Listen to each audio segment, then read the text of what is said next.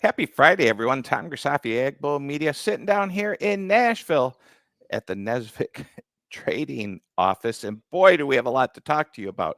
I didn't leave here till 1:30 in the morning, and I came back at 6.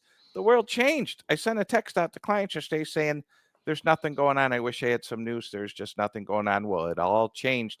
And I got just a guy to talk about it. He brought in his NDSU sweatshirt. That means he means business because you don't mess with the horns. Speaking of horns, bring him in. Don Wick, Red River Farm Network. Mr. Wick, you have the NDSU sweatshirt. That means you don't mess with the horns. Speaking of horns, crude oil up 13% last night. Stage is yours. What do you know?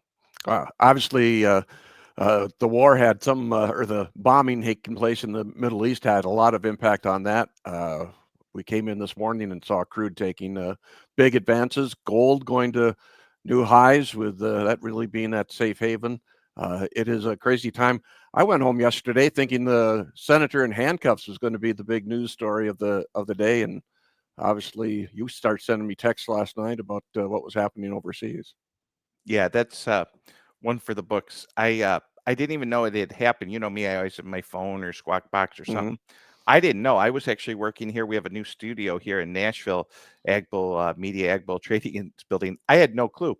A client texted me and said, with crude oil up so much, don't you think corn should go up? And I'm thinking, how much is crude oil up?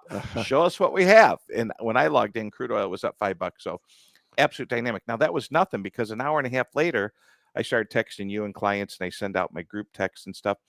Crude oil up $9, 13%. That'd be equivalent to like $1.40, $1.50 move in soybeans. This is a significant move. And let me tell you, the amount of money involved in physical energies and energy futures dwarfs what we're doing here in corn and beans. I mean, the world energy markets moved 13% last night. Now, I heard, rumor has it, we had some news out of the EPA today. What do you know about that, Mr. Wick? Yeah.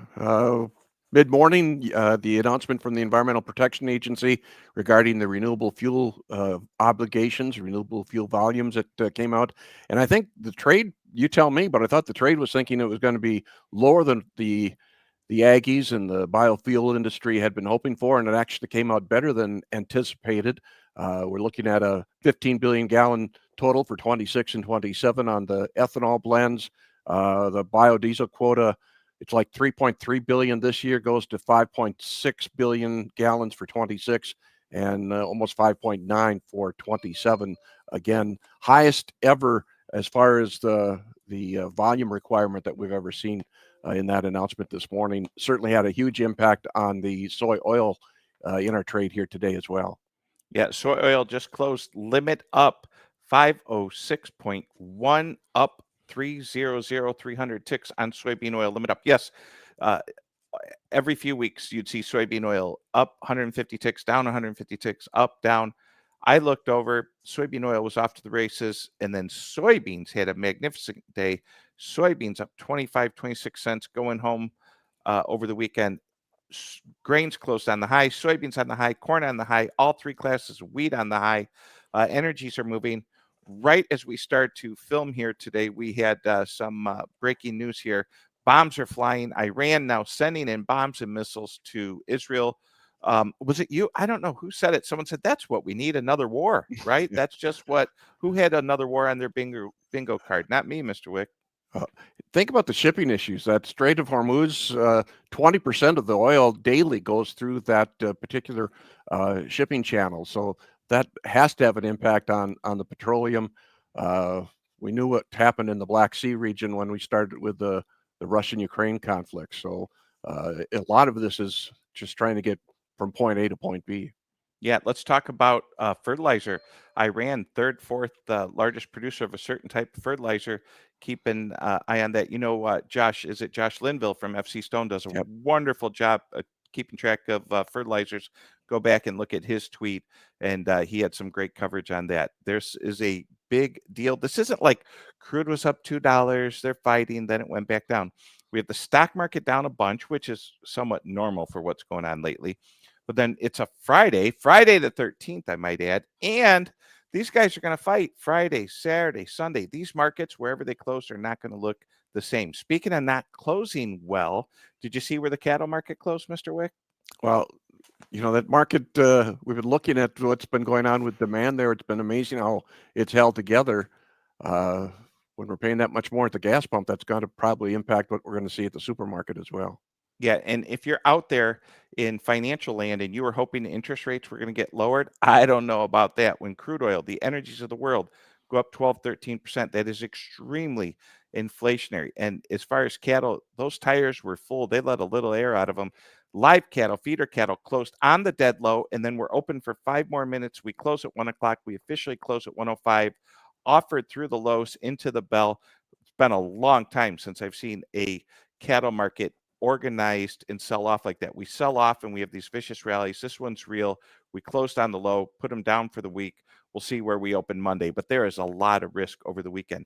Anything else you could tell us out of DC or overall little tidbits you have, Mr. Wick? Take a look at early in the week. We had the U.S. and China trade negotiators were meeting in London. It was just a week ago, Thursday, that President Trump and President Xi had a phone call, and that put together a very quick meeting as far as 2-day negotiations. And it looks like we're back again to where they had negotiated things in mid-May. So a positive trend as far as the tariff situation between the U.S. and China. A lot of different things changing as far as allowing the Chinese students and all these kind of things. There's a lot of discussion in those negotiations. Rare metals, obviously, the big story out of that one. The U.S. certainly needing those coming out of China. Yeah, so let's wrap it up. This will not be the longest show you and I have ever done. I forgot about the China US meeting because that was so long ago, a day or two ago, right? We got China US getting better. Look for other groups to come and negotiate. The probably one of the struggles we have is with the European Union. Those when you say European Union, that's not just one country. That's a lot of countries all have to get organized to say, yeah, we're going to let them have a tariff on this or that. So look for it there. The grain markets. If we would have recorded the show yesterday, my voice would have been a lot lower. I would have been depressed and said, I don't know what to tell you. Folks, we have a market. Beans were up 25. Soybean oil was limit up. Corn went bid. This was into a really favorable weather report coming into the weekend. How's weather up in the Northern Plains, Mr. Wick? It's feeling a little cool out there today. It's surprising to me that the GDU units are pretty much on track with where they should be at this point, but I got to remember that in May we were up in those 90s and that hot weather. So we've averaged out. We're right on trend as far as GDU units, but it's pretty cool out there. And rain, you get south of the valley, like Siston, South Dakota had 7 inches. Aberdeen had close to 8 inches of rain early this morning. So a lot of folks underwater right now. I did not know that. Sometime between when I went to bed at 2 in the morning, woke up at 6, I didn't catch that weather report, but you did. Speaking of catching everything, how do people get a hold of you? You put out one of the best. How would you call your Monday letter? It's an e-newsletter called FarmNet News. It's a good snapshot of what's going on in the world of agriculture and farm news. It's our recap of what's been happening. You go to our website, rrfn.com, and sign up. We'd love to have you. Mr. Don Wick, owner and big boss of the Red River Farm Network. What I can actually call him a friend. I don't know if he'll do the same, but we'll see. Hey, catch shows like this. You can watch us on Acres TV. If you're listening on Apple and Spotify and all those things, great. If you're our friends over at Acres TV, welcome aboard. And as always, I'm Tom Grisafi, Agbull Media, Agbull Trading. I'm an AP associate person of Nesvick Trading. This is the Week in Review for 6/13/2025. Jojo, roll the tape. See you, Don.